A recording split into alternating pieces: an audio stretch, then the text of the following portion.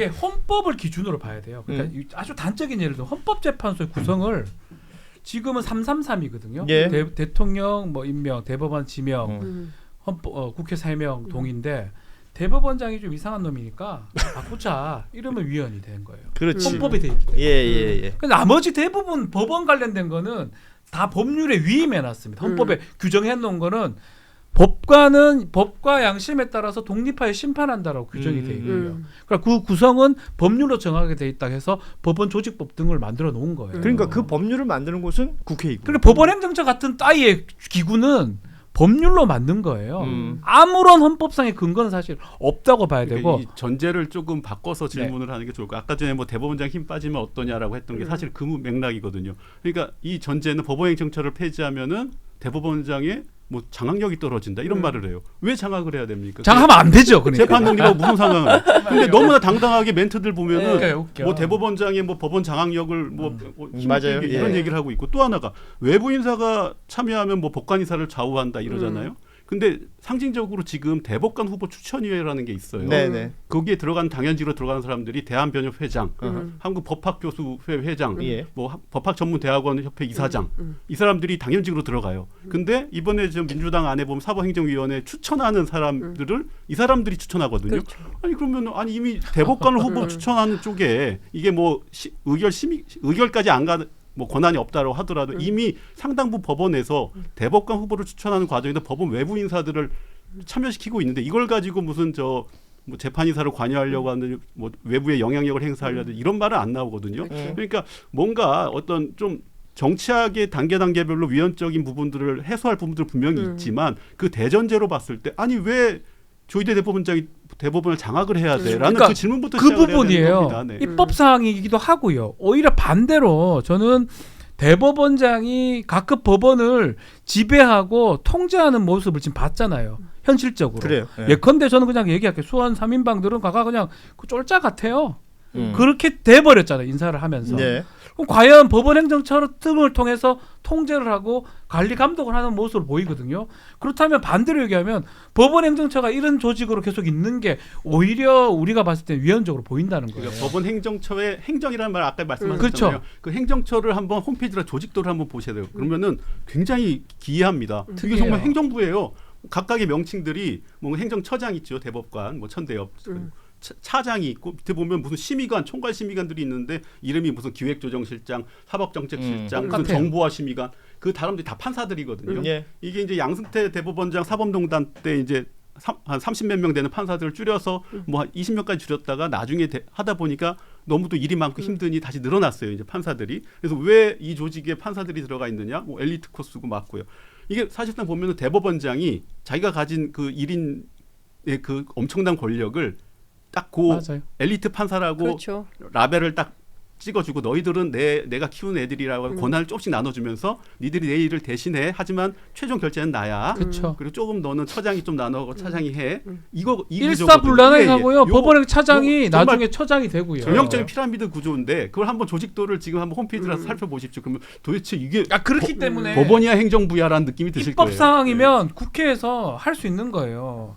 위헌적 소지가 있어 보이고 지금 말한 것처럼 말이 안 되는 상황들이 보이잖아요. 그럼 국회가 법원 조직법 바꾸면 되는 거예요. 그러니까 사법부 독립이라는 거창한 슬로건을 걸고 실제로는 독재를 하는 거예요. 그렇죠. 그리고 우리에 대해서는 털끝만큼도 건드리지 마. 우리 마음대로 할 거야. 인사, 행정, 조직, 뭐에 대해서도 입법부의 통제와 견제 이런 거 받지 않겠어. 인사청문회 정도 하면 됐잖아. 그 다음에 우리가 알아서 할게.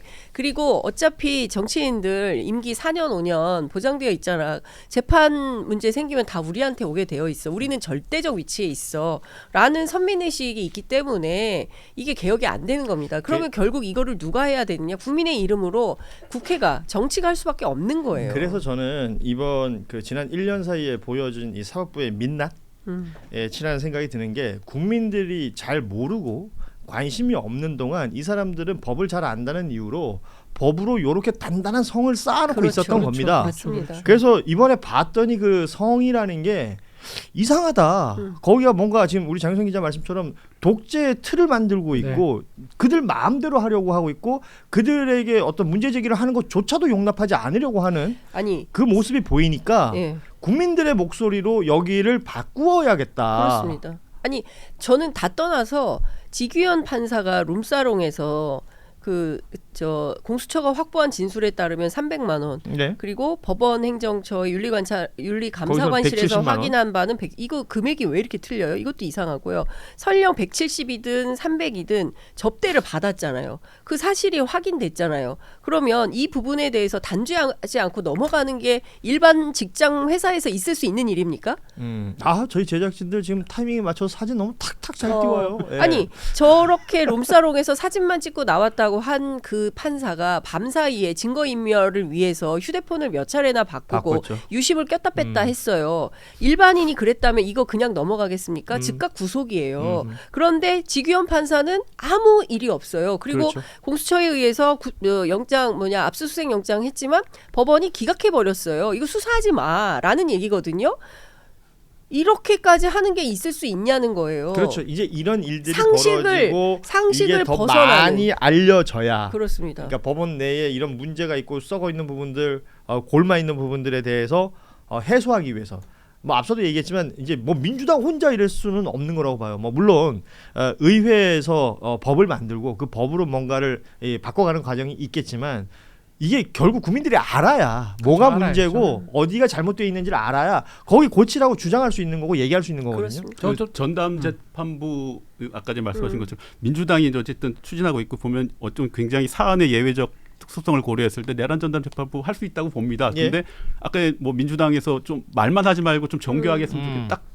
딱 그게 필요한 게 내란 전담 재판부 같아요. 이게 보면은 뭔가 취지와 어쨌든 큰 틀은 맞는데 예. 법원에도 좀 물어봤더니 뭐 당연히 필요하다고 말하는 사람도 있어요. 근데 이런 것들인 거죠. 지금 당장 그럼 과연 민주당은 지금 이 전담 재판부 꾸렸을 때 법적 문제는 어떻게 해결하고 있는가? 사실 지금 재판 지연되는 것 중에 뭐 일부러 해태하고 이게 뭐 재판을 엉망으로 진행하는 것도 있지만 이 큰 법정이 없는데 그걸 서로 빌리더라 난리가 나는 것도 있거든요. 지금 너무 큰 사건이 동시에 굴러가다 보니까 뭐 손바닥만한 소법정에서 할 수는 없고 큰 그렇죠. 법정을 빌려야 예. 되는데 이게 쉽지가 않은 거예요. 그러면은 만약에 전담 재판부가 1심하고 항소심에 2개씩 생긴다고 치면은 야 이러면 도대체 법정은 도대체 얘네들이 그러면 줄을 서시오 할 수도 없는 것이고 그러니까 사실은 이런 여러 부분들 아니면 또 실제 재판부가 4개가 새로 생기면은 그 관련된 실무하는 직원들 문제부터 여러 가지가 함께 고민이 되고 그런 것들이 같이 얘기가 나와서 야 니들 쓸데없는 소리 하지 마 우리 그것까지 다 준비하고 있어 위원? 야 됐어 우리가 다 이런 부분을 해서 이런 어떤 신뢰와 믿음을 줘야 되는데 지금 민주당 같은 경우 법안만 먼저 계속해서 세게 지르고 그 이후 부분 어떻게 할 것인가에 대한 어떤 디테일에 대한 그 부분이 약한 것 같아요. 보험친구닷컴 광고를 시작합니다. 이 보험친구닷컴 부담되는 보험료 알듯말듯한 보장 내 보험 바로 알고 싶을 때 그럴 때는 검색창에 보험친구닷컴을 검색하시기 바랍니다. 아니면 1844-0585로 전화를 하셔도 좋습니다. 이미 가입한 보험의 경우에는 뭐가 문제인지 또 내가 가입한 보험에 어떤 장단점이 있는지 보험친구가 무료로 상담해 드립니다. 암보험, 종신보험, 실손보험처럼 누구나 다 아는 보험부터 화재보험, 배상책임보험, 운전자보험까지 모두 상담이 가능한 보험친구닷컴 검색창에 보험친구닷컴 혹은 화면에 지금 보이는 QR코드를 이용하시거나 전화 1844-0585 어디든 연락 주셔도 이 보험친구라는 여러분의 든든한 친구를 만나게 되실 겁니다.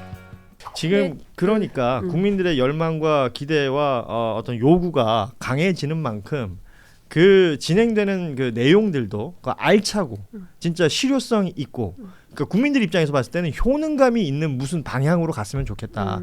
그 절대적인 방향성은 정해진 거잖아요. 그렇죠. 그렇다면 그 방향으로 가는 뭐랄까 좀 더 기술적인 부분들 이게 좀 세밀했으면 좋겠다. 그러니까 조금 저는 조금 그 부분은 뭐 맞는 말씀인데 어려워요? 계속 얘기하지만 언론이 제대로 되고 작동하나요? 손을 저를 가리키고 아니 그 언론 저쪽으로 저쪽에 있는 저쪽에 여기 말고 저쪽에 있는 많은 수의 언론이나 국민의힘 정당 얘기를 하지 않을 수 없습니다. 예.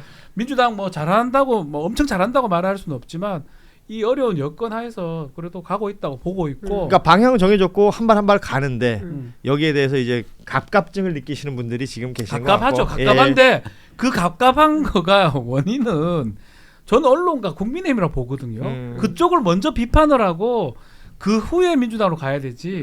일부 언론하고 똑같아요.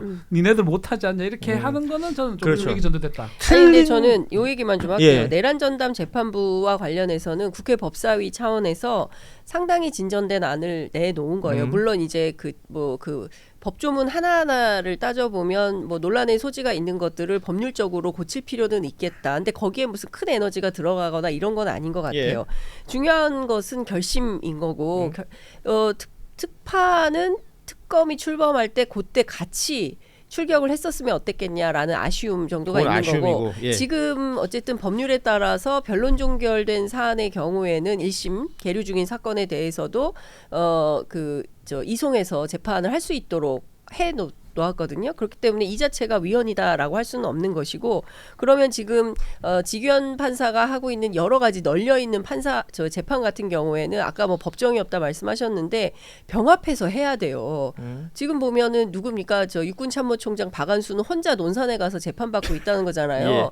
이게 있을 수가 없는 일입니다. 그러니까 사건을 병합해서 따박따박 정리를 해서 나가야 되는데 여기저기 이 사람은 저런 그러니까 알 수가 없어요. 그래서 종합해서 하고 그리고 또 하나는 저는 내란 전담 재판부는 이렇게 정리해서 가면 된다. 내일 국회 본회의 통과하면 좋겠다라는 기대감은 가지고 있는 것이고 특검 같은 경우에도 2차 종합특검 얘기가 나오는데 그렇지 않고 현실적으로 아무런 법률적인 장치 없이 현재 있는 국수본으로 넘기도록 되어 있잖아요. 여기에 오늘 조국 대표가 그 얘기를 하던데 국수본에다가 중앙지검의 검사들을 한 팀으로 해서 합수부를 만들면 여기에서 기소까지 다 원스톱으로 할 수 있다. 이렇게 하면 문제없이 계속 수사가 가능하다. 이런 길들이 있습니다. 그래서 저는 조금 더 아이디어를 내서 지금 하고 있는 일에서 속도를 낼 수 있도록 그리고 빠르게 종결할 수 있도록 대안을 좀 마련해야 되지 않을까 싶습니다. 그래요. 그 내용을 충실하게 하고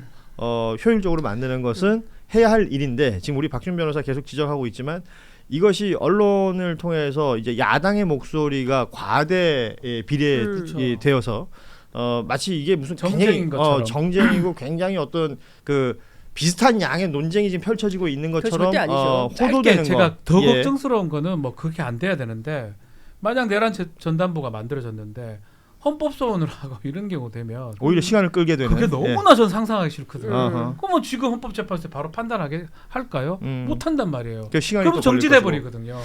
그런 여러 가지의 어떤 디테일 부분은 사실 쉽지가 않아요, 사실. 저는 그 생각을 합니다. 제가 매일 방송을 하지 않았어요? 매일 방송을 하면 매일매일 그냥 사이다 같이 시원시원한 얘기를 하고 싶은데 그렇지 못한 순간들이 많습니다. 근데 오늘 이재명 대통령이 하는 말을 들으면서 꽤 괜찮은 말이다. 저 써먹어야 되겠다라는 생각을 했던 게 뭐냐면 개혁이라는 것이 그러니까 결국 가죽을 바꾼다는 얘기 아니에요. 그렇죠. 그만큼의 고통이 따를 것이다라는 생각도 듭니다.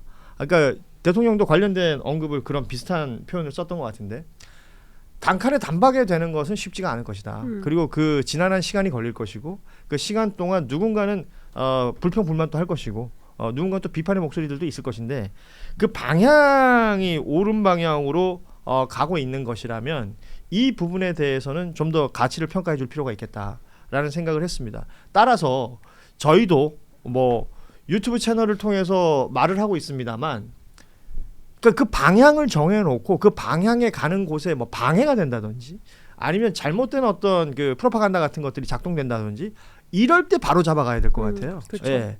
그 우리 장윤선 기자의 어떤 기대와 좀 아쉬움 같은 것들도 다 전달이 되는 것이고 박준 변호사가 얘기하는 부분들에 대해서도 또 다른 부분에 있어서의 문제점들을 지적하면서 앞으로 헤쳐나간다면 이게 결과적으로는 뭐 시간이 좀 걸릴지라도 좋은 방향으로 옳은 방향으로 갔으면 좋겠다라는 바람을 가져봅니다. 예. 민주당에 왜 이렇게 말들을 많이 하느냐 그만큼 기대가 크기 때문에 그렇습니다. 지금 국민의힘이 뭘 할 수 있는 정당이 아니잖아요. 그리고 그 당에 뭘 기대할 수 있는 게 없지 않습니까? 그러면 이 기대와 열망이 민주당으로 모이는 건 너무나 당연한 거고 그리고 이 기대가 좀 때로는 버거울 수도 있을 거예요. 그 국회의원들 얘기 들어보면 이렇게 일이 많을 줄 몰랐다. 월화수목 금금금 해도 일이 안 끝난다. 예. 특히 22대 초선 국회의원 되신 분들은 이런 정도의 사무였다면 아마 국회의원 안 했을 수도 있다. 이런 얘기를 해요. 왜냐하면 또 나오려고 할 텐데. 그래도 여하튼, 할걸요? 네, 근데 국회의원들 장래 희망이 국회의원이거든요. 그래서 그만큼 일이 많다라는 건데 그만큼 기대가 크니까 좀 이런 얘기도 잘 경청을 하면서 좀 속도감 있는 그런 개혁을 해나갔으면 좋겠다. 국민의힘한테 기대할 거는 싶습니다. 사과밖에 없었는데 이제 그것도 그것도 뭐 안 안 한다니까 이제 뭘 할 수 있는 건지는 모르겠습니다. 이거 사과 아니면 배 달라던데요. 자, 오늘 내란이 일어난 지 1년이 되는 날이어서 뭐 여러 다양한 생각들이 드실 것 같습니다. 저희도 오늘 관련된 내용들을 다루긴 했습니다만 앞으로 있을 일에 대한 이야기를 좀 해볼까 해서 오늘 특별 방송을 통해서 오늘은 연장 방송을 좀 하려고 합니다. 지금까지 함께해 주셨던 우리 장윤선 기자, 박준 변호사, 김남일 기자와는 여기서 인사 나누고 저희가 또 새로운 분들 모시고 연장 방송 함께 할 텐데 세 분도 지난 1년간 참 고생 많으셨습니다. 제가 오늘 미국 뉴욕에 있는 제 지인한테 문자를 받았는데요. 답답하대요. 1년 동안. 그리고 오늘 아침 추경호 의원 기각 소식을 듣고 뭐 이렇게 아무도 못 잡아들여 라는 생각이 들었답니다. 그래서 자기도 모르게 그 1년을 한번 돌아봤는데 정말 많은 분들의 고생이 있었구나라는 게 다시 새삼 생각이 들더래요. 그러면서 저도 약간 울컥하는 마음이 들었는데 오늘 여기 함께해 주신 세 분도 송년 방송 같은. 예, 고생 많으셨고 거의 송년이죠 뭐. 다음 주에 좀 더 가열차게 또 방송에 임해 주시면 고맙겠습니다. 세 분 수고 많으셨습니다. 고맙습니다. 감사합니다. 감사합니다. 보험친구.com 광고를 시작합니다. 이 보험친구.com 부담되는 보험료 알듯말듯한 보장 내 보험 바로 알고 싶을 때 그럴 때는 검색창에 보험친구.com을 검색하시기 바랍니다. 아니면 1844-0585로 전화를 하셔도 좋습니다. 이미 가입한 보험의 경우에는 뭐가 문제인지 또 내가 가입한 보험에 어떤 장단점이 있는지 보험친구가 무료로 상담해 드립니다. 암보험, 종신보험, 실손보험처럼 누구나 다 아는 보험부터 화재보험, 배상책임보험, 운전자보험까지 모두 상담이 가능한 보험친구.com 검색창에 보험친구.com 혹은 화면에 지금 보이는 QR코드를 이용하시거나 전화 1844-0585 어디든 연락 주셔도 이 보험친구라는 여러분의 든든한 친구를 만나게 되실 겁니다.